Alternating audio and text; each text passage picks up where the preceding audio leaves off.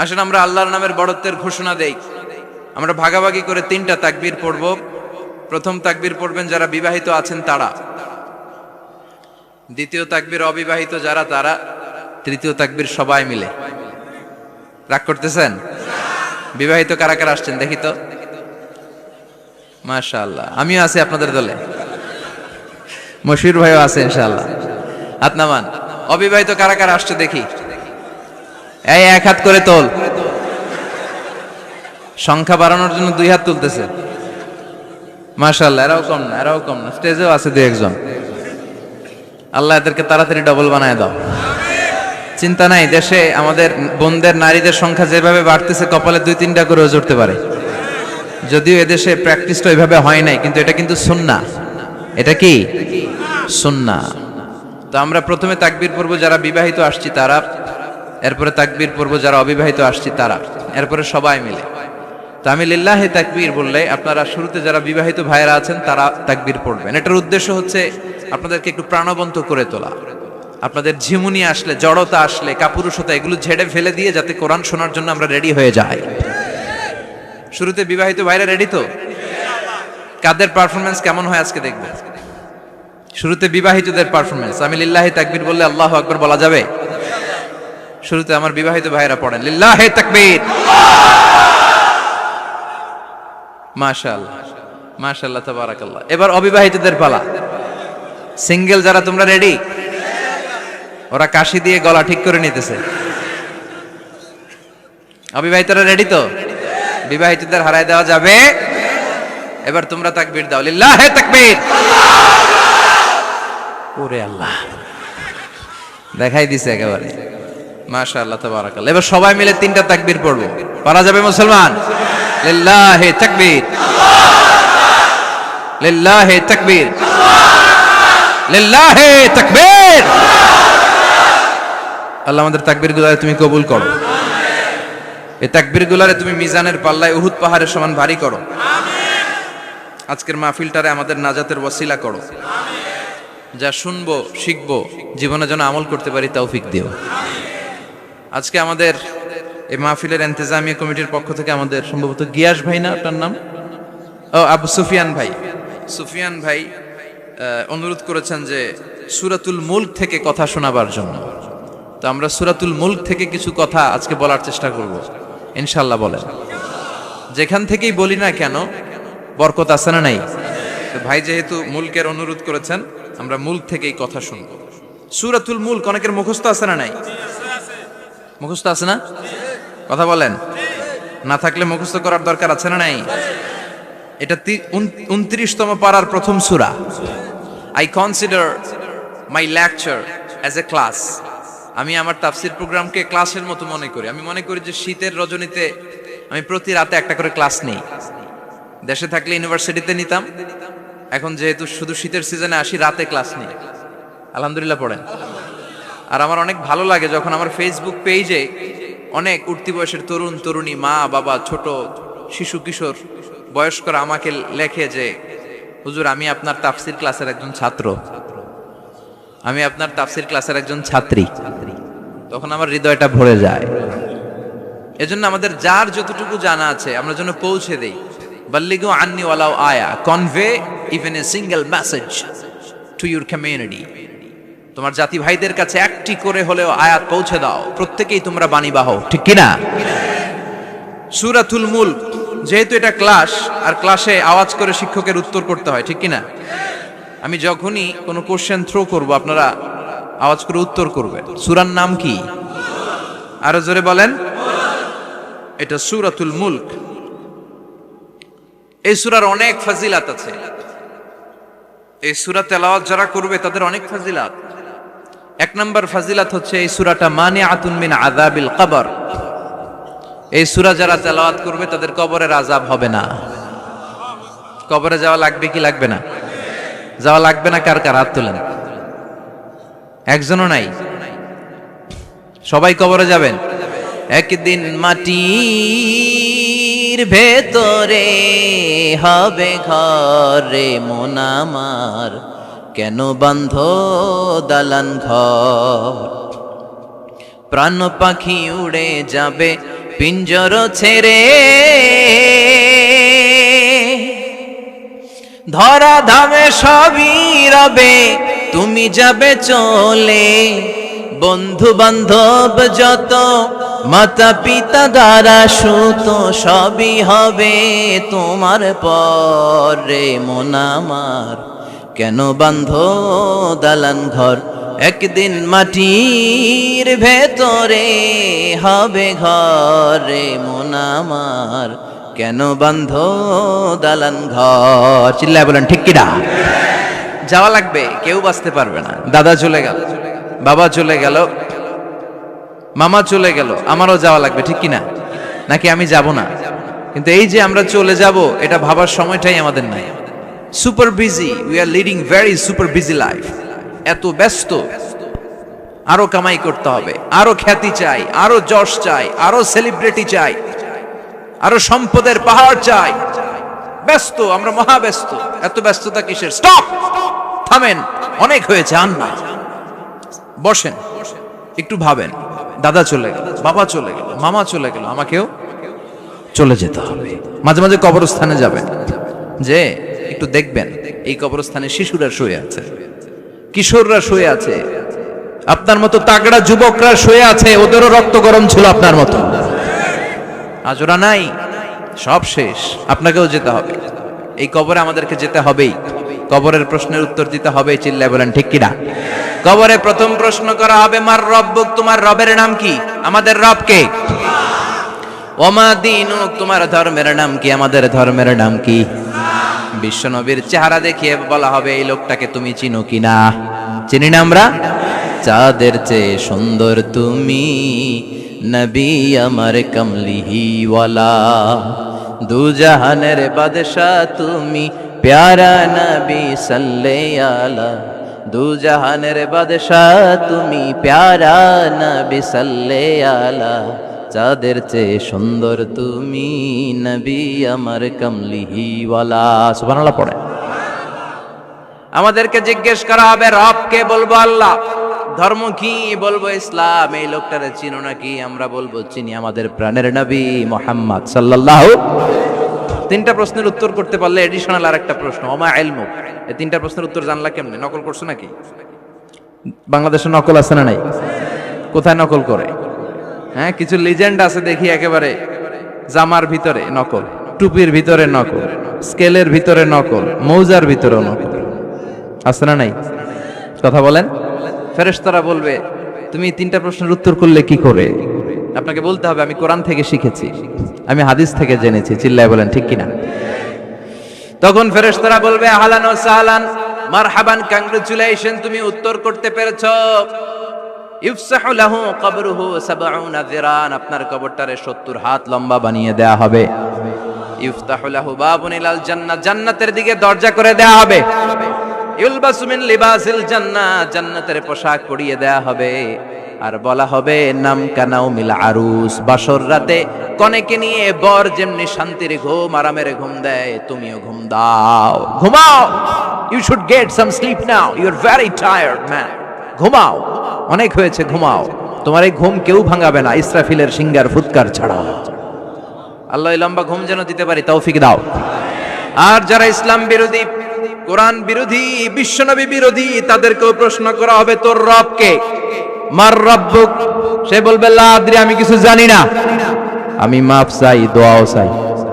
কথা কন, জানি না, আমি কিছুই মনে করতে পারছি না, আমি কিছু জানি না, আমার ধর্ম নাই, কর্ম নাই, আমার ধর্ম যার যার, উৎসব সবার।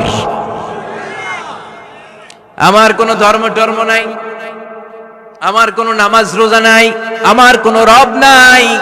দ্বিতীয় প্রশ্ন, ওমা দীনুক, তোর ধর্মের নাম কি?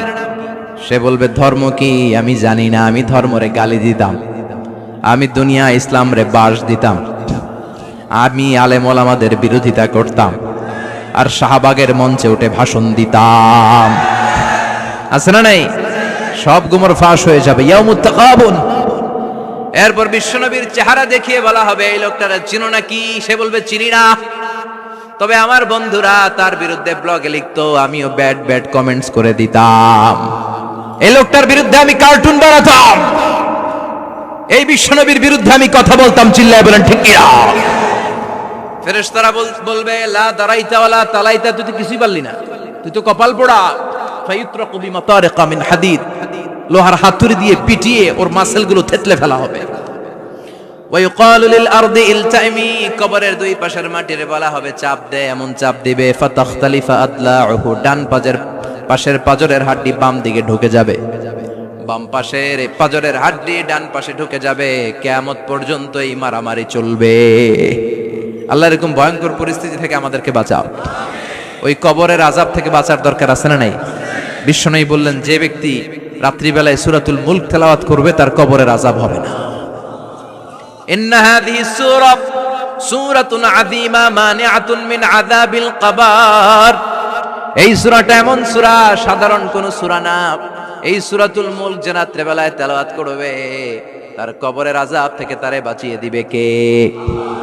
নাম্বার 1 ফাজিলাত, স্ট্যাটাস মনে থাকবে তো। 2 নাম্বার স্ট্যাটাস শাফাআত লি সাহিবিহা, এই সূরাটা এই সূরার তেলাওয়াতকারীর জন্য কিয়ামতের দিন সুপারিশ করবে। কোরআন সুপারিশ করবে, চারটেখানি কথা না। কোরআন যদি আপনার বিরুদ্ধে দাঁড়ায় আপনার জান্নাত ক্যান্সেল, আর কোরআন যদি আপনার ব্যাপারে আল্লাহর কাছে রেকমেন্ডেশন করে জান্নাত আপনার জন্য ওয়াজিব করে দিবে কে?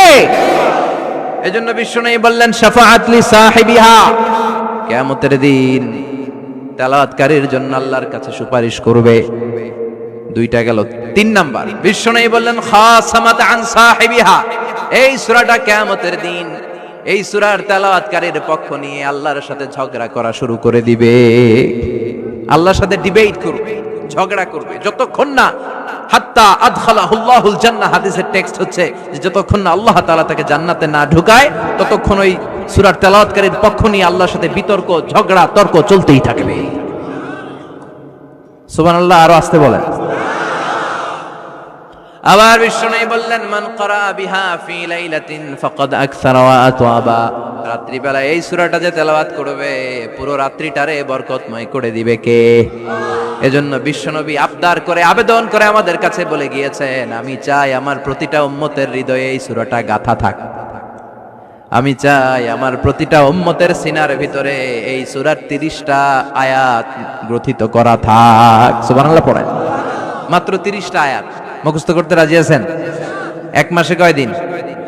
প্রতিদিন একটা করে আয়াত মুখস্থ করলে এই সূরা মুখস্থ করতে লাগবে কয়দিন? হ্যাঁ, হোমওয়ার্ক, এটা আপনাদের বাড়ির কাজ। যেহেতু ক্লাসে হোমওয়ার্ক দেওয়া যায় না, আরবিতে বলে আল ওয়াজিব আল মানজিলি। আমি গতানুগতিক তাফসীর করি না, আমি সমাজের খুঁতগুলো ধরে ধরে ডিসকাশনের মতো আমি করি। বিভিন্ন জেলায় যে ওখানকার ইয়াংদের সাথেও বসি, কথা বলি, এটাই আমার তাফসীর, এটাই কোরআনের এক্সপ্লেনেশন এন্ড ইন্টারপ্রিটেশন। এতেই মানুষ উপকৃত হয় বেশি। চিল্লা এখন ঠিক কিনা? তো এটা আপনাদের বাড়ির কাজ, মাইথার দিয়া বাসীদের বাড়ির কাজ। হায়াতে আল্লাহ বাঁচায় রাখলে আবার কখনো দেখা হলে জিজ্ঞেস করবো যে মুলক মুখস্থ হয়েছে কিনা। কে কে মুখস্থ করবেন না হাত তোলেন। সবাই করবেন? এবার কে কে মুখস্থ করবেন হাত তুলে আমার না আল্লাহর দেখান। আল্লাহ তুমি কবুল করো। আরো জোরে পড়েন আমিন। হাত নামান। এই সূরাটা it's an eye opener for you, এটা আপনার চোখ খুলে দিবে। এই সূরাটা আপনার চোখকে খুলে দিবে, আপনার ঘুমন্ত বিবেককে জাগিয়ে তুলবে। এর ব্যাপারে আপনার যদি কোনো সাসপিশন থাকে, সন্দেহ থাকে, এই সন্দেহের পাহাড়কে ভেঙে এই সূরা চুরমার করে দিবে। চিল্লায় বলেন সুবহানাল্লাহ। আল্লাহ ডেকে বলে গোলাম, কিছু কিছু নাস্তিক আছে আমারে খুঁজে পায় না, এরকম কপাল পোড়া নাদান নাস্তিক বাংলার জমিনেও আছে না নাই? এরা বলে আনসিন ইজ নাথিং, যেটা দেখা যায় না ওইটা মানি না, বলে না? Do you see the air in the atmosphere? বাতাসে, বায়ুমণ্ডলে যে বাতাস ঘুরে বেড়ায় এটাকে তুমি দেখো, তো মানো কেন? Why do you believe on that? Why do you believe on air? বাতাস বিশ্বাস করস কেন? কপাল পোড়া নাস্তিকরা বাতাস মানে না, কথা কোন? Do you see the bad headache someone feel in his head and he is shouting? মাথার ব্যথায়, মাইগ্রেনের পেইনে যখন কেউ চিৎকার করে তার মাথার ব্যথা দেখা যায়। আমার এখন প্রচন্ড মাথা ব্যথা যদি হয় আপনারা দেখতে পাচ্ছেন, তো নাস্তিকরা কি মাইগ্রেনের পেইন বিশ্বাস করে না? মাথা ব্যথা বিশ্বাস করে কি করে না? বাতাস বিশ্বাস করে কি করে না? কয় আনসিন ইজ নাথিং, যেটা দেখি না ওইটা বিশ্বাস করি না, কপাল পোড়া। আল্লাহ ডেকে বলে গোলাম আমার সৃষ্টির দিকে তাকা, আকাশের দিকে তাকা, বাতাসের দিকে তাকা, সাগরের দিকে তাকা। সাগরের মধ্যে আমি আল্লাহ আছি না নাই? বিশাল বড় বড় পাহাড়ের দিকে তাকা, ঝর্ণার দিকে তাকা, ঝর্ণার মধ্যে আমি আছি না নাই? ঝর্ণা ঝর্ণা ঝর্ণা রে, বলনা বলনা বলনা রে, কার বিরহে পাগল পাড়া তুই, কার মিলনে ফুল ফসলে ভরা রে তোর দুকুল বই, কার মিলনে ফুল ফসলে ভরা রে তোর দুকুল বই, ঝর্ণা ঝর্ণা ঝর্ণা রে, বলনা বলনা বলনা রে, কার বিরহে পাগল পাড়া তুই। সুবহানাল্লাহ পড়েন। ঝর্ণার দিকে তাকাও, সাগরের দিকে নজর করে দেখো, বিশাল পাহাড়ের দিকে নজর করে তাকাও, ওই পাহাড়ের মধ্যে আল্লাহরে খোঁজে বাবা, চিল্লায় বলেন ঠিক কিনা? ইরাকে এক নাস্তিকের জন্ম হয়েছিল, মাজুসি নাস্তিক মুলহিদ। সে বলে বেড়াচ্ছিল আমি স্রষ্টায় বিশ্বাস করি না, কারণ স্রষ্টা দেখা যায় না। ইরাকের লোকেরা বলল আমাদের একজন ইমাম আছে, নাম নু'মান ইবনে সাবিত। কি নাম? নু'মান ইবনে সাবিত, যাকে আমরা ইমাম আল আযম আবু হানিফা বলে চিনি। সবাই বলল তুমি যে স্রষ্টারে খুঁজে পাও না, আমাদের ইমাম তোমারে স্রষ্টা দেখায় দিবে। সুবহানাল্লাহ পড়েন। সে বলল ঠিক আছে, তাহলে তোমাদের ইমামরা আসতে বলো। কবে? সামনের জুমাবারে ঠিক ভর দুপুরে, দুপুর 2টার দিকে জুমার নামাজের পরে আমিও আসবো, তোমার ইমামও আসবে, ডিবেট হবে। দেখি আমি স্রষ্টার বিপক্ষে আর তোমাদের ইমাম স্রষ্টার পক্ষে, দেখি কে জিতে যায়। এই ডিবেট দেখার জন্য হাজার হাজার মানুষ এসেছে ইরাকের কুফানগরীতে, হাজার হাজার মানুষ এসেছে। ওই নাস্তিকও এসেছে যে আল্লাহকে বিশ্বাস করে না, স্রষ্টাকে বিশ্বাস করে, সবাই এসেছে। আসে নাই শুধু ইমাম আবু হানিফা। নাস্তিক কয় তগো ইমাম ডরাইছে। কি বলে? তোদের ইমাম ভয় পেয়েছে। উনি এসেছেন 1.5-2 ঘন্টা দেরি করে। 1.5 ঘন্টা দেরি করে যখন উনি আসলেন, নাস্তিক বলে আপনার সাথে কোনো কথা নাই, আপনার তো সময়ের জ্ঞানই নাই, আপনার সাথে কিসের আলাপ? ইমাম আবু হানিফা বললেন আইন্দি ওযর, আমার ওযর আছে। কি ওযর? তিনি বললেন আমি যখন ঘর থেকে বেরোই আমার বাড়ির সামনে বিশাল এক নদী পড়ে যায়, আর এই নদী পেরোতে আমার নৌকা ব্যবহার করতে হয়। আজকে এসে দেখি নৌকাও নাই, মাঝিও নাই, কিচ্ছু নাই, কিভাবে পার হবো? হঠাৎ দেখলাম নদীর পাশে বিশাল বড় গাছ, গাছটা হঠাৎ এমনি এমনি 2 টুকরা হয়ে গেল, গাছ থেকে বিশাল কাঠের তক্তা বের হয়ে গেল, তক্তাগুলো অটোমেটিক্যালি জোড়া লেগে নৌকা হয়ে গেল। এই নৌকা মাঝি ছাড়া সা করে আমার সামনে চলে এলো। আমি নৌকায় বিসমিল্লাহ বলে বসে পড়লাম। হঠাৎ নৌকা আমারে টান দিয়ে ওপারে নিয়ে এলো। তারপর আমি আপনার এই ময়দানে ছুটে এসেছি। এই যে গাছ কাটা, তক্তা হওয়া, নৌকা হওয়া, মাঝি ছাড়া চলা, এই প্রসেসিং হতে আমার 2 ঘন্টা সময় লেগেছে। I am extremely sorry for that, আনা আসিফ জিদ্দান, আমি দুঃখিত। নাস্তিক নেতা বলে তোকে ইমাম গাঞ্জা খাইছে। কি খাইছে? তোদের ইমাম মজনুন, জুন্না আলাই, মাথার তার সিরার নিয়ে যা। ইমাম আবু হানিফা বললেন ময়দানে আমারে গালি দিলেন কেন? পাগল বললেন কেন? তার সিরা বলে ডাকলেন কেন? মজনুন শব্দ ব্যবহার করলেন কেন? মার্জিত ভাষা ব্যবহার করতে শিখেন। নাস্তিক বলে কেমন কথা আপনি বলেন? শিক্ষিত মানুষ, দার্শনিক মানুষ, জ্ঞানী মানুষ, ইমাম মানুষ, কোন মানুষ ছাড়া, করাত ছাড়া বিশাল বড় বড় গাছ কাটা যায় নাকি? মিস্ত্রি ছাড়া তক্তা বানানো যায় নাকি? মিস্ত্রি ছাড়া তক্তা জোড়া লাগে এমনি এমনি নৌকা হয় নাকি? মাঝি ছাড়া পানিতে নৌকা চলে নাকি? ইমাম আবু হানিফা বললেন now you on the right track. এই তো লাইনে আসছেন আপনি। এই লাইনে আনার জন্যই তো এত গল্প, লাইনে আনার জন্যই তো এত স্টোরি আমি মেক করলাম। আপনার কথা থেকেই যদি ধরি, করাত ছাড়া গাছ কাটা যায় না, এমনি এমনি তক্তা হয় না, এমনি এমনি নৌকা হয় না, মাঝি ছাড়া নৌকা এমনি এমনি চলে না, তাহলে আকাশ কেমন করে এমনি এমনি হলো? জমিন কেমন করে এমনি এমনি হলো?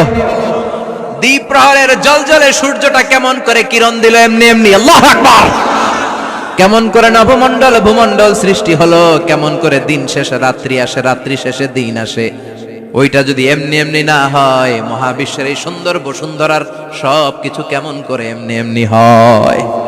নাস্তিক কয় হায় হায়, আসলেই তো আমি একটা উল্লুক্কা পাঠা, আসলেই তো আমি হাদারাম, এইভাবে তো ভেবে দেখি নাই। আসলে তো এগুলো এমনি এমনি হয় না।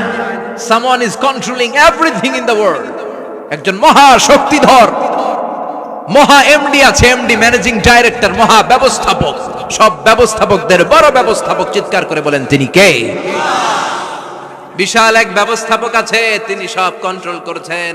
এতদিন পর্যন্ত আমি বুঝতে পারি নাই, আমারে মাফ করিয়ে দেন আর পড়িয়ে দেন লা ইলাহা ইল্লাল্লাহু মুহাম্মাদুর রাসূলুল্লাহ সাল্লাল্লাহু। সাইয়েদনা ইমাম আবু হানিফার হাতে হাত রেখে শাহাদা বাক্য পাঠ করেছে, সুবহানাল্লাহ পড়েন। ঝিনুকের ভেতর লুকিয়ে থাকে যেমন মতি, ঝিনুকের ভেতর লুকিয়ে থাকে যেমন মতি, কালমা শাহাদাতে আছে আল্লাহর জ্যোতি, কালমা শাহাদাতে আছে আল্লাহর জ্যোতি, সুবহানাল্লাহ পড়েন। এই জ্যোতি যার হৃদয়ে একবার টাচ করে তার জন্য জান্নাতকে খুলে দেয় কে? এজন্য এই সূরা পড়লে নাস্তিকরা আর নাস্তিক থাকবে না। নাস্তিকদের জন্য এখানে আল্লাহ মেডিসিন দিয়েছেন, কিছু ডোজ দিয়েছেন, আলহামদুলিল্লাহ পড়েন। এই সূরা থেকে আমরা কিছু সময় কথা শুনবো, শুনতে রাজি আছেন তো? সূরার নাম চিল্লায় বলেন কি নাম? মুলক। মুলক মানে কি? মুলক মানে রাজত্ব, মুলক মানে ক্ষমতা, মুলক মানে পাওয়ার, মুলক মানে কিংডম, মুলক মানে সভরেইনটি। সুবহানাল্লাহ পড়েন। রব্বুল আলামিন বলেন তাবারাকাল্লাযী বিয়াদিহিল মুলকু ওয়া হুয়া আলা কুল্লি শাইইন কাদির। সুমহান সেই সত্তা যার হাতে ক্ষমতা আর তিনি সব বিষয়ে ক্ষমতাশীল। সুবহানাল্লাহ। তাবারাকাল্লাযী বিয়াদিহিল মুলক, মহামহিম সে সত্তা, সুমহান সে সত্তা, বিয়াদিহিল মুলকু যার হাতে ক্ষমতা। ক্ষমতা কার হাতে? চিৎকার করে বলতে হবে, কার হাতে? নাকি আমাদের হাতে, না সরকারের হাতে, পুলিশের হাতে, র্যাবের হাতে, মাশরাফির হাতে, হিরো আলমের হাতে? ক্ষমতা কার হাতে? ক্ষমতা শুধুমাত্র একজনের হাতে। চিল্লায় বলেন তিনি কে? আল্লাহর হাতে ক্ষমতা, আর তিনি হচ্ছেন সকল ক্ষমতার উৎস, centre of the all powers. সব ক্ষমতার উৎস কে? নাকি জনগণ? আমরা কিন্তু এটাই শিখি, এদেশে আমাদেরকে রাষ্ট্রীয়ভাবে শিখানো হয়, এটা রাষ্ট্রীয় কুফরি।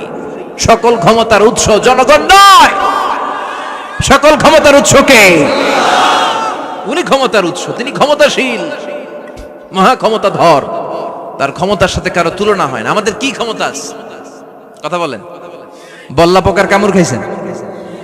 হ্যাঁ, মৌমাছি কামড়াইছে? মৌমাছি কামড়াইলে চিল্লাচিল্লি শুরু করে, তো কি ক্ষমতা আছে আপনার? বল্লা কামড় মাইরা দেয় দৌড়, ওটা ধরে যে মার মইটাও পারি না। কুত্তায় কামড়াইলে আমরা কুত্তারে কামড়াইতেও পারি না। কথা বলেন। আমরা নাকি ক্ষমতার মালিক। পিছন থেকে কেউ যদি বলে হুজুর সাপ, মজা করে বলছি, এতই ভয় পাইছি।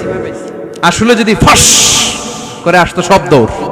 স্লোগান দেওয়ার বেলায় লিল্লাহে তাকবীর, আল্লাহু আকবার, আমার ভাই তোমার ভাই, কাপায় ফেলামো নামায় ফেলামো।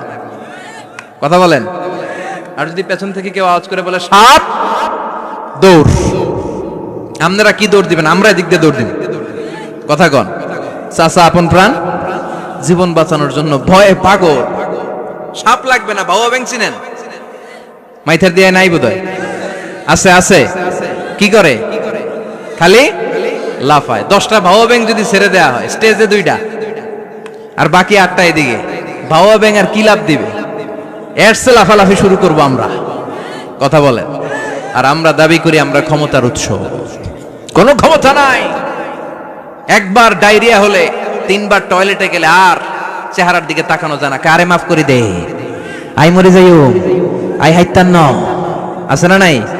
তো পারবেন না কেন? আপনি না ক্ষমতার উৎস, আপনি না ক্ষমতার উৎস। আরে আপনার তো কোনোই ক্ষমতা নাই। খুলিকাল ইনসানু দাঈফা, মানুষকে দুর্বল থেকে দুর্বল করে তৈরি করেছে কে?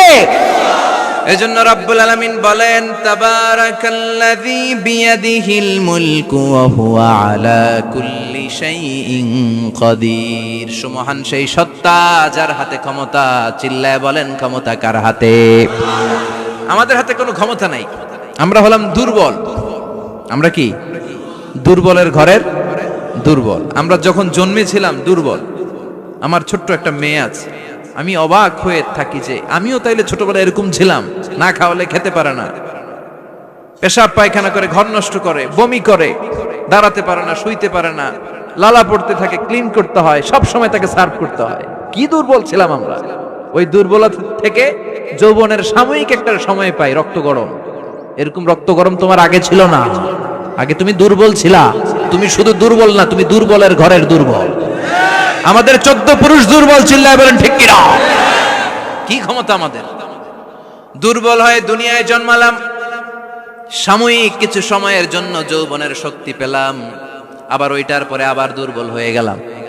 রং ধরা যৌবন জং ধরে শেষ, আবার লাঠি নিয়ে হাঁটা লাগে। কোমরে ব্যথা, মাজায় ব্যথা, আবার কুজো হয়ে যায়। কি ক্ষমতা আছে আমার? কি ক্ষমতা আছে? একটু ভূমিকম্প হলে কাঁপাকাঁপি শুরু হয়ে যায়, ঠিক কিনা? ভূমিকম্প হলে বাঁচার জন্য সব দেয় দৌড়। টেলিভিশনের কিছু লাইভ প্রোগ্রাম দেখলাম, উপস্থাপকও দৌড়, অতিথিও দৌড়। দেখেন নাই? লাইভ ব্রডকাস্টিং হচ্ছিল, কি সরাসরি সম্প্রচার। যখন দেখা যাচ্ছে চেয়ার কাঁপতেছে, উপস্থাপক দৌড়, আর মেহমানরা বসে আছে মাইক নিয়ে। কিছুক্ষণ পরে আরো কাঁপাকাঁপি বেড়ে গেল, মেহমানও দৌড়। কথা কন? 20 তলা 30 তলা দামি দামি বিল্ডিং গুলোর ফ্ল্যাটের ভেতরে যারা থাকে, তুফান শুরু হলে দেয় দৌড়। কথা কন? ভাড়াটিয়ারা দৌড়ায়, বাড়িওয়ালারা দৌড়ায় না। নিজের বাড়ি তো, এজন্য দৌড় দেয় না। নাকি ভূমিকম্প হলে ভাড়াটিয়াও দৌড়, বাড়িওয়ালাও দৌড়? র্যাবের প্রধান দৌড়, পুলিশ প্রধান দৌড়, শুধু প্রেসিডেন্ট আর মাননীয় প্রধানমন্ত্রী দৌড়ায় না। কথা কন? বাঁচার জন্য সব দৌড়। কয়েক বছর আগে পত্রিকায় একটা হেডিং করলাম, মাননীয় প্রধানমন্ত্রীকে বহনকারী বিমান এর 33 চক্কর আকাশে। কয় চক্কর? কি যেন সমস্যা হয়েছে, বিমান নামতে পারছিল না। তখন ওনার সাথে আবার স্পেশাল সিকিউরিটি ফোর্স থাকে। ওনারা বলল, honourable prime minister, we can not land now because of some flying মেকানিজমে আমাদের সমস্যা হচ্ছে, আমরা ল্যান্ড করতে পারছি না, ঝামেলা হচ্ছে, নিচেও হয়তো কোনো ঝামেলা দেখা দিচ্ছে, আমরা এখন নামতে পারবো না, উই ক্যান নট ল্যান্ড নাও। আপনাকে একটু ধৈর্য ধরে বসে থাকতে হবে। তখন ওই ওনাকে বহনকারী বিমানটা আকাশে 33টা চক্কর মেরেছিল। এটা নিয়ে কাভার করা হয়েছে পত্রিকায়। আপনার কি মনে হয় 17 কোটি মানুষের প্রধানমন্ত্রী, এদেশের সবচেয়ে ক্ষমতাধর নারী, উনি যখন বিমানে বসা অবস্থায় শুনলেন বিমানে ঝামেলা বা নিচে ঝামেলা, ওনার অন্তরে ভয় ঢুকছে কার? উনি বসে বসে জিকির করছে কার? তাহলে দেখেন, ক্ষমতাও সব সময় কাজে লাগে না। চিৎকার করে বলেন ঠিক কিনা? ক্ষমতা আপনারে বাঁচাতে পারবে না। আপনারে বাঁচাতে পারে একজন, চিৎকার করে বলেন তিনি কে? এজন তুফান যখন শুরু হয়, জলোচ্ছ্বাস যখন শুরু হয়, ঘূর্ণিঝড় যখন শুরু হয়, সিডর যখন শুরু হয়, বন্যা যখন শুরু হয়, তখন বোঝা যায় আল্লাহ কারে কয়।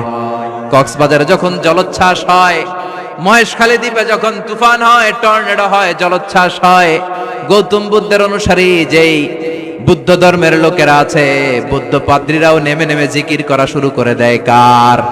সবাই তখন পড়ে লা ইলাহা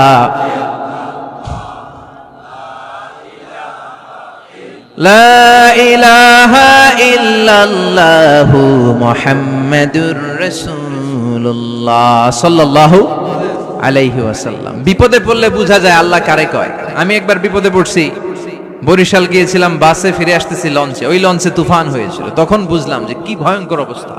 ওই লঞ্চের সবাই আস্তিক নাস্তিক, মুসলমান হিন্দু সবাই জিকির করা শুরু করে দিয়েছে আল্লাহর। সুবহানাল্লাহ কইবেন না?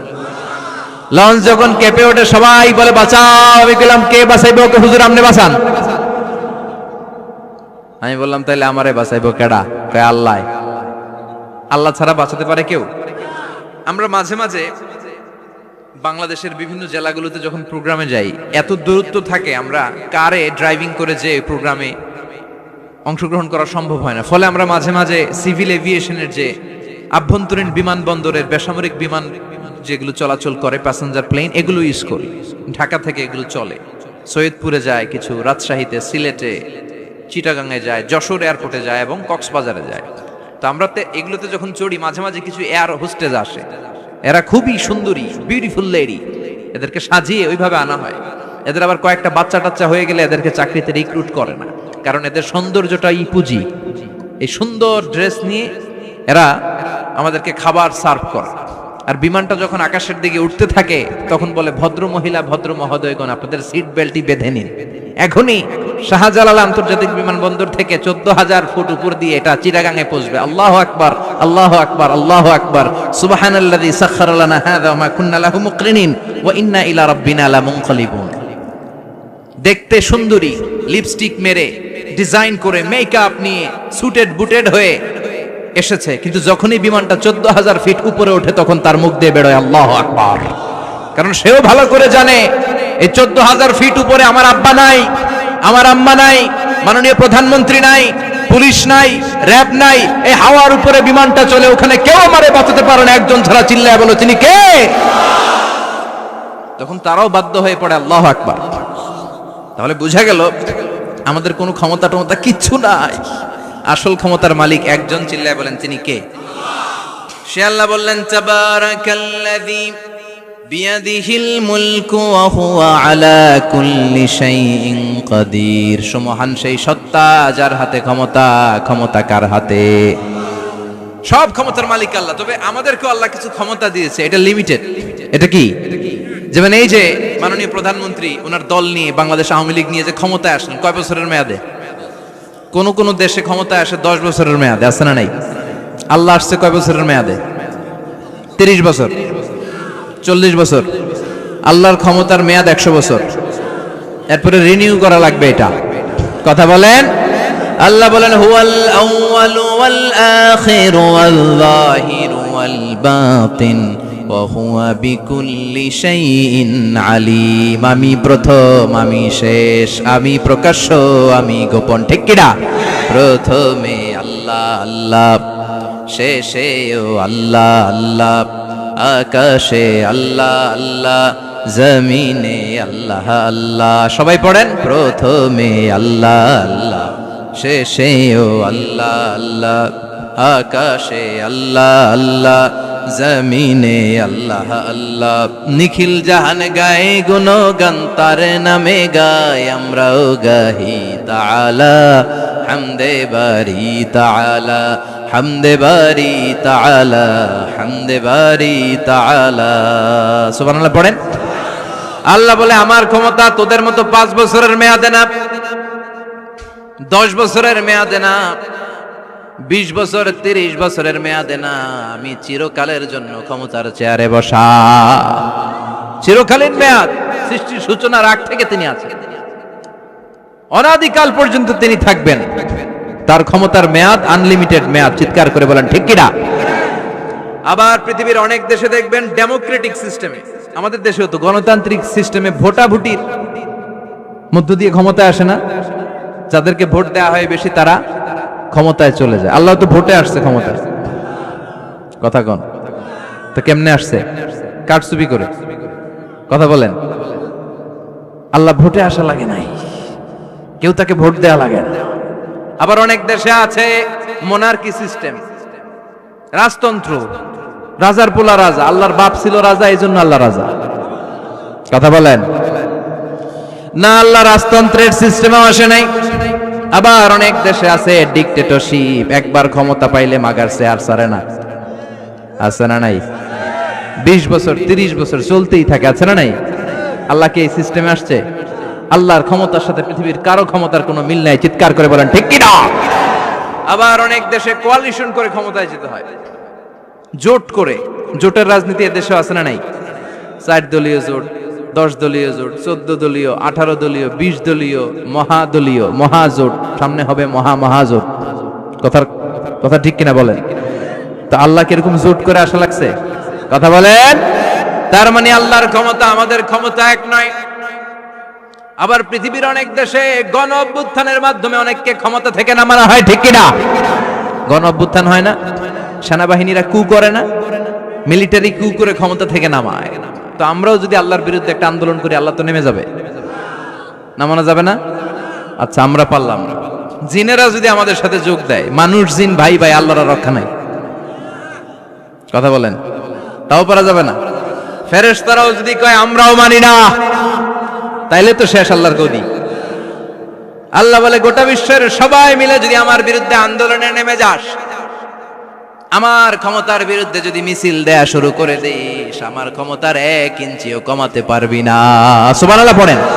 এজন্য আল্লাহ বললেন তাবারাকাল্লাযী বিয়াদিহিল মুলকু ওয়া হুয়া আলা কুল্লি শাইইন কাদির। সুমহান সেই সত্তা যার হাতে ক্ষমতা, ক্ষমতা কার হাতে? আবার দেখবেন পৃথিবীর অনেক দেশের রাজা সিস্টেম, যেখানে বয়সের ভাড়া যখন নুজ্জ হয়ে যায়, 80-90 বছর বয়স হয়ে যায়, স্বেচ্ছায় ক্ষমতা ছেড়ে দেয়, ছেড়ে দিয়ে রিটায়ারমেন্টে যায়। কথা কন, শোনেন নাই মনে হয়? আছে না নাই? অনেক রাজা স্বেচ্ছায় ক্ষমতা ছেড়ে দিয়ে রিটায়ারমেন্টে যায়, বয়সের ভারে নুজ্জ। তো আল্লাহ তো ওই কবে থেকে ক্ষমতায়, বুড়ো হয়ে গেছে না কথা কন। এখন আল্লাহর চলতে লাঠি লাগে, আগের মতো ক্ষমতা নাই, চোখে সানগ্লাস লাগে, পাওয়ারওয়ালা গ্লাস ছাড়া আল্লাহ মনে হয় দেখে টেকে না কথা কন। যে ফেরাউনকে আল্লাহ সাগরের জলে ডুবিয়ে মারলো, যেই নমরুদকে আল্লাহ শেষ করে দিল, যেই কারণকে আল্লাহ শেষ করে দিল, সে আল্লাহ আজও আগের ক্ষমতা নিয়ে আছে না নাই? এজন্য বিয়াদিহিল মুলক, তার হাতে ক্ষমতা। ওহু আলা কুল্লি শাইইন কাদির, তিনি চাইলে সব করতে পারেন। তিনি রাজারে প্রজা বানাতে পারেন, প্রজারে রাজা বানাতে পারেন, ধনীরে গরিব বানাতে পারেন, গরিবরে ধনী বানাতে পারেন। তিনি সাগরকে মরুভূমি করতে পারেন, মরুভূমিকে দরিয়া করে দিতে পারেন। তিনি কে? ওয়া হুয়া আলা কুল্লি শাইইন কাদির, তিনি যেটা চান সেটাই করতে পারেন। চিল্লায় বলেন ঠিক কিনা? এরপর আল্লাহ বললেন আল্লাযী খালাকাল মাউতা ওয়াল হায়াতা লিয়াবলুয়াকুম আইয়ুকুম আহসানু আমালা ওয়া হুয়াল আজিজুল গফুর। সুবহানাল্লাহ পড়েন।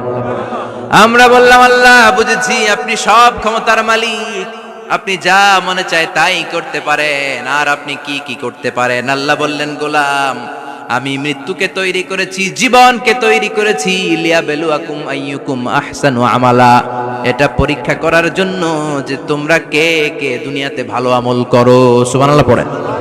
তিনি মৃত্যুকে তৈরি করেছেন, তিনি জীবনকে তৈরি করেছেন, লিয়াবলুয়াকুম, পরীক্ষা করার জন্য, আইয়ুকুম আহসানু আমালা, কে ভালো আমল করে। জীবন বানিয়েছে কে? মরণ বানিয়েছে কে? জীবন আর এই মরণ খেলার মাঝখানে একটা জিনিস থাকে, সেটার নাম হচ্ছে রূহ। সেটার নাম কি? রূহের স্রষ্টা কে? চিল্লায় বলেন। ইয়াসআলুনাকা আনির রূহি কুলির রূহু মিন আমরি রাব্বি ওয়া মা উতীতুম মিনাল ইলমি ইল্লা কালিলা। আল্লাহ বললেন নবী, লোকেরা আপনারা জিজ্ঞেস করে রূহ কারে বলে, আপনি লোকদের বলে দেন রুহু কেউ বানাতে পারে না। রুহু হলো আল্লাহর একটা অর্ডার, আল্লাহর আদেশে দেহে ঢুকে, আল্লাহর আদেশে বের হয়ে যায়, ঠিক কি না? এই যে ছোট্ট বাচ্চাটার দেহের ভিতরে যে রুহু ঢুকলো, কে দিল? 120 দিনের আগে মানব শিশুর দেহের ভিতরে কিন্তু রুহের ফুৎকার হয় না। সহিহ বুখারীর বর্ণনা 40 40 40, 340 কত কথা বলেন? প্রথম 40 থাকে নুতফা, তারপরের 40 হয় আলাকা, তারপরের 40 হয় মুদগা, sperm drop, blood clot, and then the little flesh. ছোট্ট নাপাক পানি ছিলাম, শুক্রাণু ছিলাম আমরা। কে ছিলাম? শুক্রও ছিলাম না, শুক্রাণু, শুক্রের অণু। এক ফোঁটা শুক্রের মধ্যে 20 কোটি অণু থাকে, ওই 20 কোটির একটা ছিলাম আমি আর আপনি। সুবহানাল্লাহ বাড়ি থেকে বললেন। ডিম্ব আমরা ছিলাম না, আমরা ছিলাম ডিম্বাণু। ডিম্বের এই ডিম্বাণু আর শুক্রাণু দুইটা মিলে আল্লাহ আমাদেরকে বানায় ফেললেন জাইগট, সেখান থেকে এমব্রয়ো, তারপরে আস্তে আস্তে ইনিশিয়াল স্টেজগুলো শেষে একটার পর একটা স্টেজ পার করে তিনি আমাদেরকে বানালেন আলাকা, সেখান থেকে মুদগা। আমাদের দেহের ভেতরে তিনি স্কেলিটন ভরে দিলেন, কঙ্কাল, মাথার স্কাল দিলেন, খুলি দিলেন, নাক কান গলা দিলেন, আমার রেসপিরেটরি সিস্টেম চালু করে দিলেন। কত ছোট ছিলাম আমি, ক্ষুদ্র ছিলাম আমি। ফালয়ানযুরিল ইনসানু মিম্মা খুলিকা, খুলিকা মিম্মা ইন দাফিক। মানুষের উচিত তার সৃষ্টি প্রক্রিয়ার দিকে নজর করে তাকানো। বাবার পিঠ থেকে সবেগে নির্গত হওয়া পানি দিয়ে মায়ের পেটে তোমারে ঢুকায় দিল কে? নাপাক পানি থেকে ছোট্ট ব্যাঙ্গাচির মতো ছিলাম, জোকের মতো মায়ের জরায়ুর দেয়ালে লেগেছিলাম। সেখান থেকে বড় করতে করতে আমার রেসপিরেটরি সিস্টেম, আমার হেয়ারিং সিস্টেম, আমার সব সিস্টেমগুলো তিনি আমার দেহের ভিতরে সেট করে দিল। চিল্লায় কোন সুবহানাল্লাহ। 120 দিনের সার্টেন পিরিয়ড শেষে তিনি দেহের ভিতরে রুহের ফুৎকার দিলেন। দেয়া মাত্রই আমার রুহুতে ধপ ধপ ধপ শুরু হয়ে গেছে। ওই যে ধপ ধপ শুরু হয়েছে, আজও থামে নাই। এই ধপ ধপ থামলে বাঁচবেন, দম ফুরাইলে আমরা ঠুস হয়ে যাবো, ঠিক কিনা? আয় রে মানুষ রঙিন ফানুষ, দম ফুরাইলে তবু তো ভাই কারোরই নাই একটুখানি। আয় রে মানুষ রঙিন ফানুষ, রঙিন ফানুষ, আয় রে মানুষ। সুবহানাল্লাহ বলেন। সে আল্লাহ বললেন, গোলাম, জীবন আর মরণের মাঝখানে আমি তৈরি করেছি রুহু। পৃথিবীর বিজ্ঞানীরা সব বানাতে পারে, কম্পিউটার বানাতে পারে, প্লেন বানাতে পারে, হেলিকপ্টার বানাতে পারে, রকেট বানাতে পারে, কিন্তু গোটা বিশ্বের সব বিজ্ঞানীরা মিলে কি রুহু বানাতে পারে নাকি? কথা বলেন। গত বছর সোফিয়া নামে একটা রোবট আসছিল না? কথা কন। ওটা মাথা উঁচু করে নিচু করে কথা বলতে চায়, মানুষের মতো হতে চায়। আসলে কি মানুষ? ওটার মধ্যে কি রুহু আছে? রুহু বানাইতে পারবে কেউ? এই রুহু নিয়ে যে কত গবেষণা, মুমূর্ষ রোগীদের উপর গবেষণা চালিয়েছে অনেক। বুলেট প্রুফ গ্লাসের ভিতরে মুমূর্ষ রোগীকে রেখে রেখে তারা চেক করতে চেয়েছে আমেরিকান বিজ্ঞানীরা যে রুহু কোন দিক দিয়ে বেরোয়। তারা ওজন করে দেখে মানুষ মরে গেলে কোন লাশের ওজন বেড়ে যায়, কোন লাশের ওজন কমে যায়। যেটাতে কমে গেছে 2-1 কেজি কমে যায়, তার অবাক। কিরা আগে ছিল 80 কেজি, এখন হচ্ছে 78 কেজি, তার মানে 2 কেজি না, এটাই রুহু। এটাই কি? এটা হচ্ছে গবেষণার ধাপ। অনেকগুলো মডিউল তারা আনে, অনেক মুমূর্ষ রোগীকে গ্লাস ফিটিং করা, ইন্টেনসিভ কেয়ারে রেখে তারা অবজার্ভ করে, আর অক্সিজেন মাস্ক খুলে দিয়ে তারা দেখে যে লোকটা ছটফট করে কিভাবে মরে। মরার আগে ওজন মাপ ছিল 80 কেজি, মরে গেছে পরে আবার ওজন দিয়ে দেখে 78 কেজি। কমছে কয় কেজি? বিজ্ঞানে কয় পাইছি। সবাই কয় কি পাইছো? কয় রুহু। কই পাইলেন? কয় আগে 80 এখন 78, 2 কেজি। রুহুর ওজন কয় কেজি? তো বিজ্ঞানীদের সিস্টেম হচ্ছে যে কোনো একটা বিষয়ের উপর গবেষণা চালালে তারা পূর্ণাঙ্গ ডিসিশনে পৌঁছতে পারে না। They couldn't jump to the final conclusion just on one module, based on one module. They can't do it. তাদের অনেকগুলো মডিউল আনতে হয়। তারা আবার নমুনা আনলো আরেকটা, মুমূর্ষ রোগী, অক্সিজেন চেম্বার লাগানো, মাস্ক লাগানো, এটা খুলে ফেললেই মরে যাবে। বুলেট প্রুফ করা গ্লাসের ভিতরে ঢুকিয়ে এটার ওজন মাপ, এটার ওজন 60 কেজি। এবার মাস্ক খোল, মাস্ক খুলছে ছটফট ছটফট করে, এটা শেষ। এবার মাপ দেখ, এবার মাইপা দেখা গেছে 63 কেজি। কয় কেজি বাড়ছে? এক একটার এক এক সিস্টেম হইতেছে, কোনোটা কমে, কোনোটা বাড়ে, কোনোটা কিচ্ছু হয় না। সবাই কয় তাইলে আপনি রুহু পাইলেন কই? আগেরটা কম ছিল, মনে করছিলেন 2 কেজি কমছে, ওইটাই রুহু, এখন 3 কেজি বাইরে গেছে, মিলাইবেন কি দিয়া? কথা কন। আল্লাহ ডেকে বলে, গোলাম কিয়ামত পর্যন্ত একটার পর একটা মুমূর্ষ রোগীকে বুলেট প্রুফ গ্লাসের ভেতরে ঢুকাতে পারবি, গবেষণা করতে পারবি, মাগার রুহু খুঁজে পাবি না। চিল্লায় বলেন ঠিক কি না? কারণ এই রুহুর মালিক কে? সে আল্লাহ বললেন, আল্লাযী খালাকাল মাউতা ওয়াল হায়াতা লিয়াবলুয়াকুম আইয়ুকুম আহসানু আমালা। জীবন আর মৃত্যু বানালাম তোমাদেরকে পরীক্ষা করার জন্য। পরীক্ষা আছে না নাই? গোটা দুনিয়াটাই পরীক্ষা। আল্লাহ যারে পছন্দ করে বেশি তার পরীক্ষাও। আসাদুন নাসি বালাআন আল আম্বিয়া। এই পৃথিবীতে আল্লাহ সবচেয়ে বেশি বালা মুসিবত দিয়ে পরীক্ষা করেছেন নবীদের। কারণ নবীরা আল্লাহর কাছে কম প্রিয় না বেশি প্রিয়? যেহেতু প্রিয় বেশি, পরীক্ষাও। এজন্য মুমিনের উপর যদি পরীক্ষা আসে, মুমিনের উপর যদি অত্যাচার আসে, মুমিনের উপর যদি ধৈর্যের পরীক্ষা আসে, জেল জরিমানা আসে, মুমিন ওইটারে ভয় পায় না। মুমিন ভয় পায় একজনকে। চিল্লায় বলেন তিনি কে? কারণ আল্লাহর ঘোষণা, ওয়ালা তাহিনু ওয়ালা তাহজানু। ঘোষণাটা কার? ভয় নাই, তোদের চিন্তা নাই। আনতুমুল আ'লাউনা ইন কুনতুম মুমিনিন। তোমরাই বিজয়ী হবা যদি মুমিন হও। যদি মুমিন হও। এজন্য ধৈর্যের পরীক্ষা দিতে হবে, আল্লাহর উপর তাওয়াক্কুল করতে হবে, অত্যাচার আর জুলুম আল্লাহর নামে সহ্য করে যেতে হবে। চিল্লায় বলেন ঠিক কি না? কারণ মুসলিমের সাথে আল্লাহ থাকে। মুসলিমের বদদুয়াকে বিশ্বনবী ভয় করতে বলেছেন, কারণ মুসলিমের বদদুয়ার মাঝে আর আল্লাহর মাঝে পর্দা থাকে। যারা দুনিয়ার বুকে জুলুম করে তাদেরকে ক্ষমতার মসনদ থেকে নামিয়ে দেয় কে? আর যারা মজলুম হয়, যাদের রক্ত দিয়ে জমিন ভেজে, তাদেরকে জমিনের ক্ষমতা দিয়ে দেয় কে? আর যারা রক্ত ঝরায়, ইতিহাস বলে তারা শেষ পর্যন্ত প্রাণ আর জান নিয়ে পালাবার জায়গাটা পায় না। চিল্লায় বলেন ঠিক কি না? এজন্য মুমিন খুব ভালো করে জানে, রাত্রি যত গভীর হয়, সুবহে সাদিকের সময় কাছে আসতে থাকে। গর্ভবতী নারীর পেটের জ্বালা যন্ত্রণা, ব্যথার পেইন যত বাড়ে, নতুন মেহমান আগমনের সময় কাছে আসতে থাকে। তেমনি ইসলামের পক্ষের শক্তির উপর যদি অত্যাচার, অনাচার, স্টিম রোলার বেড়ে যায়, এটা প্রমাণ করে ইসলামের বিজয়ের সময় কাছে আসতে শুরু করেছে। চিল্লায় বলো ঠিক কি না? এজন্য রাব্বুল আলামিন ডেকে বলেন, গোলাম লিয়াবলুয়াকুম আইয়ুকুম আহসানু আমালা। কে ভালো আমল করো, কে খারাপ আমল করো, এজন্য আমি জীবন মরণ তৈরি করেছি। চিল্লায় কোন ঠিক কি না? এরপর আল্লাহ বললেন, ওয়ালাকাদ যায়্যানাস সামাআদ দুনিয়া বিমাসাবিহা ওয়া জাআলনাহা রুজুমান লিশ-শায়াতিন। সুবহানাল্লাহ বলেন। ওয়ালাকাদ যায়্যানা সামা আদ-দুনিয়া। মাইকম্যান কোথায়? সাউন্ডটা বাড়াও। এত দুর্বল কেন তোমার সাউন্ড? মনে হচ্ছে আমি মাইক ছাড়া কথা বলছি। সাউন্ডটাকে স্ট্রং করো। ওয়ালাকাদ যায়্যানা সামা আদ-দুনিয়া, I have beautified the closer sky with candles, with light and stars. আল্লাহ বললেন আমি দুনিয়ার আকাশকে তারা দিয়ে সুশোভিত করেছি। আকাশে তারা আছে না নাই? এগুলো এমনি এমনি হয়েছে না?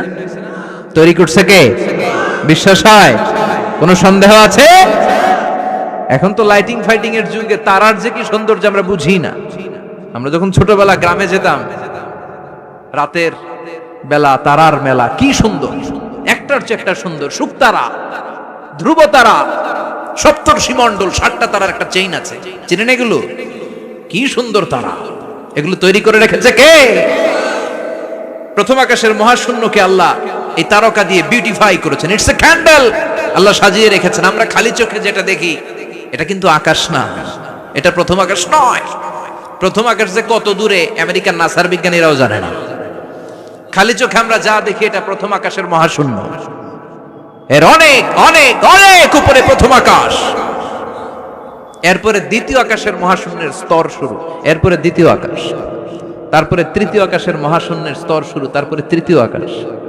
একটার চেয়ে আরেকটা বড়। প্রথম আকাশের চেয়ে দ্বিতীয় আকাশ কত বড় বলি, আপনার হাতের আংটিটা যদি সাহারা মরুভূমিতে আপনি ছড়ে ফেলে দেন, পুরো মরুভূমির তুলনায় আংটি যত ছোট, আল্লাহর দ্বিতীয় আসমানের তুলনায় আল্লাহর প্রথম আসমানটা ঠিক তত ছোট। একটার চেয়ে একটা বড়, একটার চেয়ে একটা বড়। সূর্য দেখে আমরা অবাক হয়ে যাই। 9,30,00,000 মাইল দূরে, এই পৃথিবীর চেয়ে 13 লক্ষ গুণ বড়। এটার সানশাইন, আলো আসতে পৃথিবীতে 8 মিনিট 18 সেকেন্ড লেগে যায়। আমরা মনে করছি সূর্যই বড়। আমরা বসে আছি মাইথার দিয়াতে, তাই না? এই জায়গাটার নাম কি? মাইথার দিয়া কি খালি এতটুকু প্যান্ডেলের সমান? কত বড় মাইথার দিয়া! এই পুরো মাইথার দিয়া কোন থানায় পড়ছে? দাউদকান্দি। দাউদকান্দি হচ্ছে কুমিল্লার 16টা থানার একটা, ঠিক কিনা? 16 থানা মিলে কুমিল্লার একটা জেলা। এরকম কয়টা জেলা আছে? 64 জেলা। এই 64 জেলা মিলে আমাদের সুজলা সুফলা শস্য শ্যামলা ডিজিটাল বাংলাদেশ। কথা কন। আর বাংলাদেশ হচ্ছে পৃথিবীর সবচাইতে বড় দেশ। হ্যাঁ, 64 জেলা, এরপরে ছোট। যাদের অ্যাটলাস ম্যাপ নিয়ে যাদের ধারণা আছে তারা দেখবেন বাংলাদেশ এই শব্দটা লেখার জায়গাও আমরা পাই না। মানচিত্রে বাংলাদেশ শব্দটা লেখার জায়গা পায় না। বিআরএ উঠে যায় ইন্ডিয়ার উপর, আর ডিএসএ উঠে যায় আবার ইন্ডিয়ার উপর। মাঝখানের 2টা অক্ষর বাংলাদেশের উপরে পড়ে। চিল্লায় বলেন ঠিক কিনা? কত ছোট দেশ। পাশের ইন্ডিয়া 20-25 গুণ বড়। ইউরোপ আমেরিকার অনেক দেশ আছে, আমেরিকাই বাংলাদেশের চেয়ে 100 গুণ বড়। কানাডা কয়েকশো গুণ বড়, রাশিয়া কয়েকশো গুণ বড়। এরকম প্রায় 200 দেশ নিয়ে পৃথিবীর স্থলভাগ, আর 70% হচ্ছে শুধু পানি। এই সব মিলে আমাদের এই পৃথিবী। আর এত বড় পৃথিবীর চেয়েও নাকি সূর্য 13 লক্ষ গুণ বড়। তার মানে সূর্যই বড় না, সূর্যের চেয়ে অনেক বড় তারা আছে। সূর্যের পরে পৃথিবীর সবচেয়ে কাছের যে তারা বা স্টার, ওটার নাম হচ্ছে প্রক্সিমা সেন্ট্রাই। নাম কি? প্রক্সিমা সেন্ট্রাই। এরপরে আলফা সেন্ট্রাই এ, আলফা সেন্ট্রাই বি, ইটা ক্যারিনা, ব্যাটেলজিউস, এরকম একটার পর একটা তারা। যেই সূর্য পৃথিবীর চেয়ে 13 লক্ষ গুণ বড়, ব্যাটেলজিউস নামে একটা তারা আছে, ওটা সূর্যের চেয়ে 33 কোটি গুণ বড়। তার মানে কি ব্যাটেলজিউসই সবচেয়ে বড় না? ছোট্ট একটা তারা। এই ব্যাটেলজিউসরে খেয়ে ফেলাইতে পারে এরকম 1000 কোটি গুণ বড় সাইজের তারা আছে না নাই? এরকম কয়েক বিলিয়ন তারা নিয়ে আমাদের গ্যালাক্সি গঠিত। আমাদের গ্যালাক্সি, এটার নাম মিল্কি ওয়ে। এটার নাম কি? আমাদের গ্যালাক্সি। এই গ্যালাক্সিতে আমাদের অবস্থান। এরকম কত হাজার কোটি গ্যালাক্সি আছে আমেরিকার নাসার বিজ্ঞানীরাও জানে না। আমাদের গ্যালাক্সির সবচেয়ে কাছের যে গ্যালাক্সি, ওই গ্যালাক্সিটার নাম হচ্ছে অ্যান্ড্রোমেডা। কি নাম? অ্যান্ড্রোমেডা। আমাদের গ্যালাক্সি থেকে কেউ যদি কাছের গ্যালাক্সি অ্যান্ড্রোমেডাতে যেতে চায়, তার 2.5 মিলিয়ন লাইট ইয়ার্স সময় লেগে যাবে। কথাটা কঠিন হয়ে গেছে, আমি ভেঙে বলি, তারপরে সুবহানাল্লাহ কই। আমাদের গ্যালাক্সির নাম মিল্কি ওয়ে। মিল্কি ওয়ে থেকে যদি কেউ অ্যান্ড্রোমেডাতে যেতে যায়, কত সময় লাগবে? 2.5 million light year. Light year মানে আলোকবর্ষ। আলোর গতিতে যদি ছোটা যায়, 2.5 মিলিয়ন মানে হচ্ছে প্রায় 25 লক্ষ। তাহলে পৃথিবীতে সবচেয়ে দ্রুতগামী যে বিষয়টা আবিষ্কৃত হয়েছে সেটা হচ্ছে আলো। এই যে লাইট মারলে যে ছুটে, এই লাইট প্রতি সেকেন্ডে 1,86,000 মাইল বেগে ছুটতে পারে। 1 মিনিটে না, 1 ঘন্টা না, 1 মিনিটে না, 1 সেকেন্ডে আলো চলে যায় কয় mile? 1,86,000। Could you imagine that? আপনি কল্পনা করতে পারেন? হয়তো মাথা নাড়াইতেছেন। এটা কি কল্পনা করা যাবে? আমার তো তার ছিঁড়ে যাচ্ছে। 1 সেকেন্ডে নাকি আলো ছুটে 1,86,000 মাইল বেগে। 1 সেকেন্ড শব্দ কইতে তো 2 সেকেন্ড লাগে। কথা কোন? এর মধ্যে আলো চলে গেছে 1,86,000 মাইল।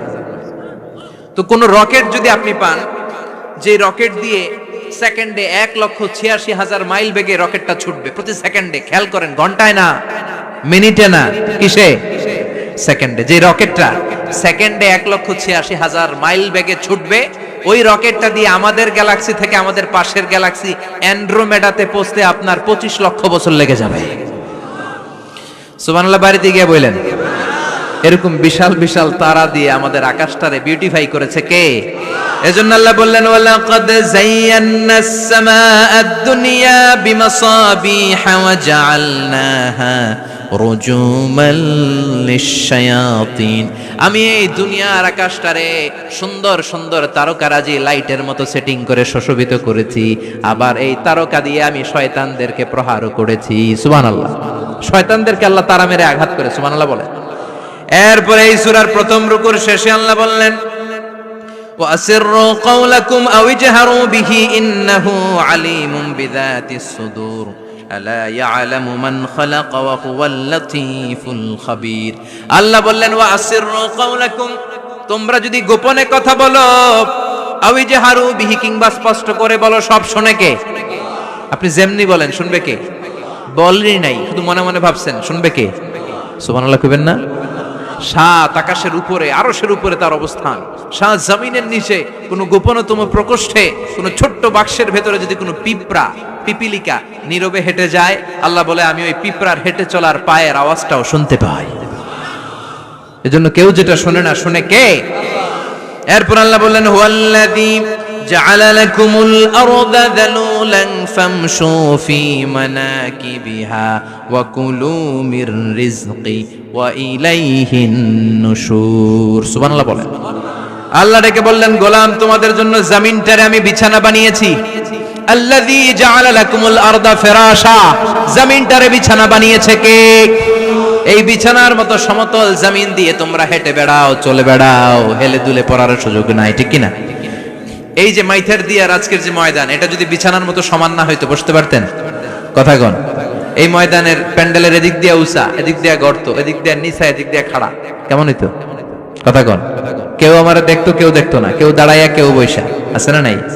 কিন্তু জমিনটারে সমতল বানালো কে? আপনি যদি বিমান থেকে যদি আপনি দেখেন, বিমানের গ্লাস দিয়ে, জানলা দিয়ে যদি আপনি নিচের দিকে তাকান, আপনি দেখবেন মনে হবে পুরো জমিনটাকে আল্লাহ সবুজ কার্পেট দিয়ে কার্পেটিং করে রেখেছে। এই সৌন্দর্য দিয়েছে কে?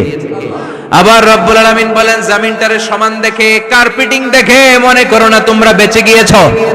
আমার দেয়া বিধান আমার জমিনে যদি কায়েম করতে না পারো, এই কার্পেটিং করা জমিনের ভেতরে আযাব আছে না নাই? এই পুরো জমিনের ভেতরে আছে আগুন আর আগুন। আগ্নেয়গিরির অগ্নুৎপাত জ্বালামুখে বিস্ফোরণ করে দিয়ে গোটা বিশ্বটারে মুহূর্তে মেসাকার করে দিতে পারে কে? এজন্য আল্লাহ ডেকে বললেন, গোলাম, আমিনতুম মান ফিস সামাই আন ইয়াখসিফা বিকুমুল আরদা ফাইযা হিয়া তামুর। তোমরা কি ভেবেছো নাকি বেঁচে যাবা? আমি চাইলেই পুরো জমিনটারে কাঁপিয়ে দিতে পারি। আন ইয়াখসিফা বিকুমুল আরদ, খাসাফ মানে ল্যান্ডস্লাইড। খাসাফ মানে কি? ল্যান্ডস্লাইড, ভূমিধস, ভূকম্পন, আর্থকোয়েক, আছে না নাই? বাংলাদেশে তো ভূমিকম্প হয় না, না? টের পাইছেন? মাঝে মাঝে মাঝরাতে হয় না? 3টার দিকে নিজেই দৌড় দিব না, বাচ্চারা লইয়া দৌড় দিব, লুঙ্গি পইরা দৌড় দিব না, লুঙ্গি ছাড়া দৌড়াম। কথা কর। এই ভূমিকম্প আছে না নাই? আল্লাহ বলে, মনে করো না জমিনটা সমতল, কার্পেটিং করে দিয়েছি। এই কার্পেটিং এর ভিতরেও আগুনের দলা আছে না নাই? আবার আল্লাহ বললেন, আমিনতুম মান ফিস সামাই আন ইউরসিলা আলাইকুম হাসিবা। নিচে যেমনি কার্পেটিং করা জমিনের ভেতরে অগ্নুৎপাত রেখে দিয়েছি, মাথার উপর থেকে আযাব দেওয়ার সুযোগ আছে না নাই? চাইলে আল্লাহ অগ্নিবৃষ্টি দিতে পারে, আগুন বৃষ্টি দিতে পারে, থান্ডার বজ্রপাত দিতে পারে। আপনারা লূত আলাইহিস সালামের কওমের নাম শুনেছেন? তারা হোমোসেক্সুয়ালিটি, সমকামিতা করত। ফলে আল্লাহ তাআলা বিশাল এক চিৎকার মেরে সাইয়েদনা জিবরাইলের মাধ্যমে পুরো জমিনটারে শেষ করে দিলেন। ফাজআলনা আলিয়াহা সাফিলাহা ওয়া আমতারনা আলাইহিম হিজারাতাম মিন সিজিল। তাদের অপকর্মের কারণে জর্ডানের ওই এলাকাটাকে আল্লাহ বললেন, জিবরাইল এলাকাটারে হাতে তুলে নে, আকাশের উপরে তুলে পুরো এলাকা সহ মানুষ সহ জমিনের মধ্যে গেড়ে দে। জমিনের নিচের মাটি উপরে নিয়ে গেল কে? উপরের মাটি নিচে নিয়ে গেল কে? পুরো জায়গাটা এখন ডেড সি হয়ে গেছে। কি সি? ডেড সি নাম শুনেন নাই বোধহয়? আজকে শুনে রাখেন, এটারে বলে মৃত সাগর। এটা গজবের জায়গা, ওখানে মানুষও ডুবে না। লবণের ডেনসিটি, সল্টের ডেনসিটি এত হাই, এই পানির মধ্যে এত গজব, এর মধ্যে কোনো মাছ জন্মায় না, চিংড়ি জন্মায় না, কাঁকড়া জন্মায় না, ব্যাং হয় না, শ্যাওলা হয় না, কিচ্ছু বাঁচে না। এটা গজবের জায়গা। চিল্লায় বলেন ঠিক কিনা? যে আল্লাহ জর্ডানের এলাকাটারে ধ্বংস করে দিল, ওই আল্লাহ আজও আছে না নাই? এই জন্য নিজ দিয়ে তিনি যেমনি আযাব দিতে পারেন, ভূমিকম্প দিতে পারেন, জলোচ্ছ্বাস দিতে পারেন, উপর থেকে তিনি শিলাবৃষ্টি দিতে পারেন কি পারেন না? মাইথের দিয়ে কখনো শিলাবৃষ্টি হয়েছিল? হ্যাঁ, ফসল ক্ষেত শেষ করে দেয় না? ছাগল টাগল মরে যায়। ছাগল যদি ইয়েতে থাকে ক্ষেতের মধ্যে, বড় শিলা মাথায় পড়লে শেষ, মানুষও শেষ, টিনের চালও শেষ। কথা কন। এরপরে আল্লাহ যদি উল্কা বৃষ্টি পাঠায়, উল্কা যদি পড়ে, কই যাবেন? কোথায় যাবেন আপনি? উল্কা চিনেন? মহাশূন্যে বিশাল পাথরের খণ্ড ঘর্ষণ খেয়ে পৃথিবীর ভিতরে ঢুকে যায়। এই পৃথিবীতে সবচেয়ে বড় উল্কাপিণ্ড পড়েছে সাউথ আফ্রিকা। সাউথ আফ্রিকার একটা সিটি আছে, হোবা সিটি। এই হোবা শহরে 60 মেট্রিক টন ওজনের একটা উল্কা পড়েছিল, যেখানে পড়েছে পুরো জায়গাটা বিশাল খাদ হয়ে গিয়েছে। এরকম একটা উল্কা যদি এখানে পড়ে আজকে, বাঁচার উপায় আছে? যে বিল্ডিং এ আমরা থাকি, রাতের বেলায় ঘুমাই আর ধুম্মা চলে ধুম দেখি রাতে, ওই বিল্ডিং এ যদি একটা পড়ে, কথা কন, ডান্স ক্লাব গুলার উপর যদি পড়ে, পতিতালয় যেগুলো আছে ওগুলা যদি পড়ে, যেই হোটেল গুলার মধ্যে আকাম কুকাম হয় ওইটার উপর যদি পড়ে, নাকি আল্লাহর এখন দেয়ার ক্ষমতা নাই? কথা কন। তার মানে বেঁচে গেছো, পার পেয়ে গেছো মনে করো না, নিজ দিয়েও আযাব আছে, উপর দিয়েও আযাব আছে। চিল্লায় বলেন ঠিক কিনা? এজন্য ভয় পেতে হবে একজন সত্তাকে, তিনি কে? সব ক্ষমতার মালিক কে? এরপরে আল্লাহ বললেন, আওয়ালাম ইয়ারাউ ইলা আত-তায়রি ফাওকাহুম সাফাতিন ওয়া ইয়াকবিদনা মা ইউমসিকুহুন্না ইল্লার রাহমান ইন্নাহু বিকুল্লি শাইইন বাসীর। সুবহানাল্লাহ বলেন। আল্লাহ বলেন, তোরা নাস্তিক হস কেমন করে? মানুষ নাস্তিক হয় কেমন করে? মানুষ কি মুক্ত বিহঙ্গের দিকে নজর করে তাকায় না? আকাশে মুক্ত বিহঙ্গ নাই? বিহঙ্গ বুঝছেন তো? পাখি। পাখির কথা কোরআনে বলল কে? সুবহানাল্লাহ কইবেন না? ওয়া আরসালা আলাইহিম তায়রান আবাবিল। আবার কাবা ভাঙতে এলে পাঠাওয়া বাবিল। দাও খোদা দাও আমায় আবার উমর দরজ দিল। দাও খোদা দাও আমায় আবার উমর দরজ দিল। সুবহানাল্লাহ পড়েন। এই যে আল্লাহ বললেন ওয়া আরসালা আলাইহিম, তারপর তায়রান আবাবিল, তায়ের মানে পাখি, তায়ের মানে কি? আবার জান্নাতে যারা যাবে তাদেরকে পাখির ভুনাগ্রস্ত খাওয়াবে কে? জান্নাতে যাওয়ার সাথে সাথে প্রথমে আল্লাহ আপনাদেরকে মেহমানদারি করবে মাছের কলিজা দিয়ে। খাইবেন? মাছের কলিজার কথা শুনে জিহ্বায় পানি আসছে না কেন? আউয়ালু তুআমিন ইয়াকুলুহু আহলুল জান্নাতি ফাজিয়াদাতু কাবিদিল হুত। প্রথমে মাছের কলিজা, এরপরে পাখির ভুনাগ্রস্ত। তার মানে পাখির কথা কোরআনে আছে না নাই? আবার সাইয়েদনা সুলাইমান আলাইহিস সালামের একটা পাখি ছিল, এটার নাম কি ছিল? হুদহুদ পাখি। মাথার উপর দিয়ে চলতো, আর ওইটার চোখে জুমিং পাওয়ার আল্লাহ এত বেশি দিয়েছিল, এটা জমিনে নজর করলে বুঝতে পারতো কয় হাজার ফিট নিচে পানি আছে, পানিটা মিষ্টি না লবণাক্ত না কেমন, দেখে দেখে মুহূর্তের মধ্যে সাইয়েদনা সুলাইমানের কাছে সব তথ্য সরবরাহ করে দিত। কোন সুবহানাল্লাহ। এজন্য আল্লাহ বললেন, নাস্তিকগুলো কি পাখির দিকে তাকায় না? এই পাখির দিকে তাকালে পাখির রব আল্লাহরে খুঁজে পাওয়া যায়। পাখির দিকে তাকালে, মুক্ত বিহঙ্গের দিকে তাকালে কেমন করে পাখিগুলো উড়ে যায়। এই পাখিগুলো আকাশে ধরে রাখে কে? মা ইউমসিকুহুন্না ইল্লার রাহমান। ওই রহমান ছাড়া কেউ পাখিগুলোর শূন্যে ধরে রাখতে পারে না। কত শত আয়াতে যে আল্লাহ পাখির কথা বলেছেন হিসাব নাই, কত ধরনের পাখি যে আল্লাহ বানিয়েছেন কোনো হিসাব নেই। আপনারা ঘরে জিওগ্রাফিক্যাল চ্যানেলগুলো দেখেন? হ্যাঁ, না জি বাংলা দেখেন, স্টার জলসা, কিরণমালা, কি দেখেন? জিওগ্রাফিক্যাল চ্যানেল দেখবেন। ওখানে দেখবেন একটা পাখি আল্লাহ তৈরি করেছে, পৃথিবীর সবচেয়ে ছোট পাখি, নাম হলো হামিং বার্ড। কি নাম? The smallest bird ever in the world. সবচেয়ে ছোট, এটা প্রাপ্তবয়স্কে 3 থেকে 5 ইঞ্চি লম্বা হয়। এটার পূর্ণ যৌবন, এটা লম্বা কতদূর? 3 থেকে 5 ইঞ্চি। এটা প্রতি সেকেন্ডে ডানা ঝাপটাতে পারে 80 বার। কয়বার? আমাদের ডানা আছে না 2টা, আপনি আপনার ডানা 1 সেকেন্ডে কয়বার ঝাপটাতে পারবেন? হ্যাঁ, আমি ঝাপটাইলাম, কয়টা হয়েছে 1 সেকেন্ডে? হ্যাঁ, 3টা 4টা ঝাপটা দিতেই আমার সেকেন্ড শেষ। কিন্তু এই পাখিটা প্রতি সেকেন্ডে তার 2 পাখা ঝাপটায় কয়বার? পৃথিবীর সব পাখি সামনে ওড়ে, তো এই পাখি সামনে যেমনি ওড়ে, এট দ্য সেম টাইম এই পাখি পিছনের দিকে উঠতে পারে। সুবহানাল্লাহ, বাড়িতে যাই বললেন। ইউরোপের আল্পস পর্বতমালায় গুগল করবেন যে আজকে গুগলে লিখবেন যে আলপিন সুইফট একটা পাখি আছে। এই পাখিটা একবার যখন শূন্যে উড়াল দেয়, উড়ন্ত অবস্থায় এটা আকাশে 6 মাস থাকতে পারে। আকাশের মেঘের আপ থেকে পানি খায়, শূন্যে ভেসে বেড়ানো পোকামাকড় ধরে খেয়ে বেঁচে থাকে।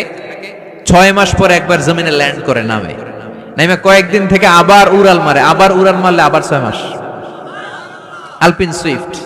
আরেকটা পাখি আছে, অদ্ভুত পাখি, নাম হোমা বার্ড। এই হোমা বার্ড উড়ন্ত অবস্থায় ডিম পেড়ে দেয়, আর ওই ডিমটা জমিনে পড়ার আগেই মাঝখানে ডিম ফেটে বাচ্চা বেরোয়, বাচ্চা উঠতে শুরু করে দেয়।